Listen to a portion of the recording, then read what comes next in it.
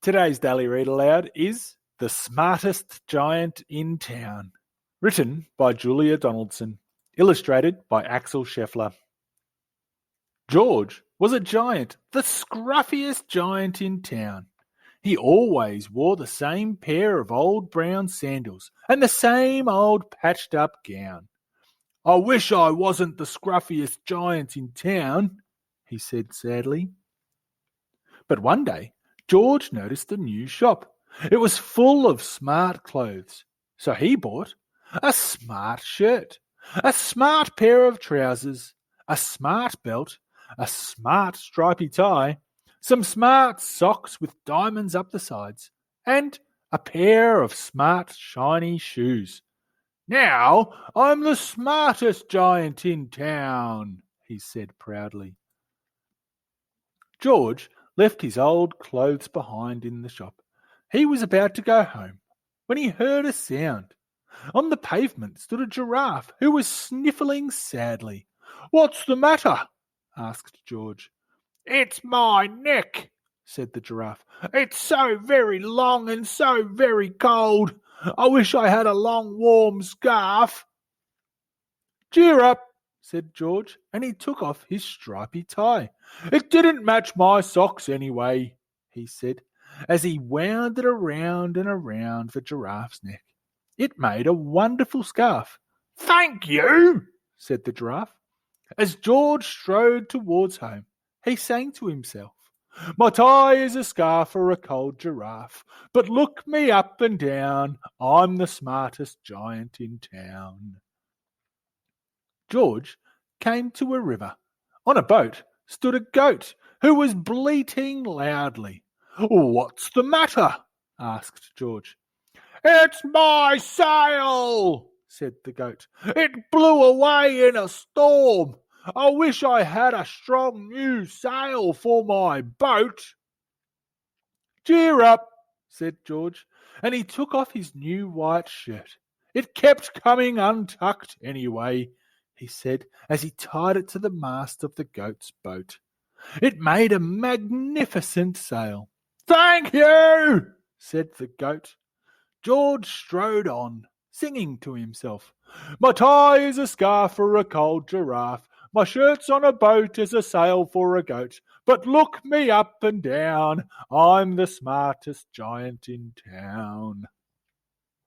George came to a tiny ruined house. Beside the house stood a white mouse with lots of baby mice. They were all squeaking. "What's the matter?" asked George. "It's our house," squeaked the mother mouse. "It burned down, and now we have nowhere to live. I wish we had a nice new house." "Cheer up," said George, and he took off one of his shiny shoes. "It was giving me blisters anyway," he said, as the mouse and her baby scrambled inside. The shoe made a perfect home for them. "Thank you," they squeaked. George had to hop along the road now, but he didn't mind. As he hopped, he sang to himself, "My tie is a scarf for a cold giraffe. My shirt's on a boat as a sail for a goat. My shoe is a house for a little white mouse. But look me up and down, I'm the smartest giant in town." George came to a campsite. Beside a tent stood a fox who was crying. "What's the matter?" asked George. "It's my sleeping bag," said the fox. "I dropped it in a puddle. I wish I had a warm, dry sleeping bag." "Cheer up," said George, and he took off one of his socks with the diamonds up the sides. "It was tickling my toes anyway," he said, as the fox snuggled into it. It made a very fine sleeping bag. "Thank you," said the fox. George hopped on, singing to himself, My tie is a scarf for a cold giraffe. My shirt's on a boat as a sail for a goat. My shoe is a house for a little white mouse. One of my socks is a bed for a fox. But look me up and down, I'm the smartest giant in town. George came to a big squelchy bog. Beside the bog stood a dog who was howling. "What's the matter?" asked George. "It's this bog," said the dog. "I need to get across, but I keep getting stuck in the mud. I wish there was a safe, dry path." "Cheer up," said George, and he took off his smart new belt. "It was squashing my tummy anyway," he said, as he laid it down over the bog. It made an excellent path. "Thank you," said the dog. The wind started to blow, but George didn't mind. He hopped on, singing to himself. "My tie is a scarf for a cold giraffe. My shirt's on a boat as a sail for a goat. My shoe is a house for a little white mouse. One of my socks is a bed for a fox. My belt helped a dog who was crossing a bog. But my trousers are falling down. I'm the coldest giant in town." Suddenly, George felt sad and shivery and not smart at all. He stood on one foot and thought, "I'll have to go back to the shop and buy some more clothes," he decided. He turned round and hopped all the way back to the shop.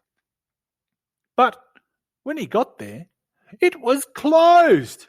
"Oh no!" cried George. He sank down onto the doorstep, and a tear ran down his nose. He felt as sad as all the animals he had met on his way home.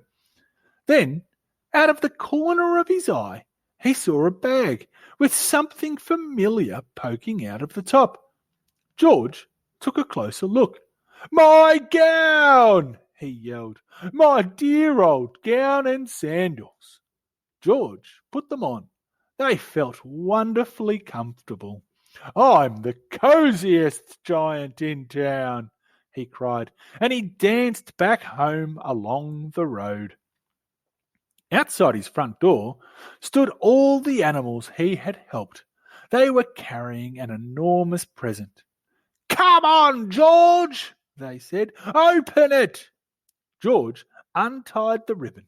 Inside was a beautiful gold paper crown and a card.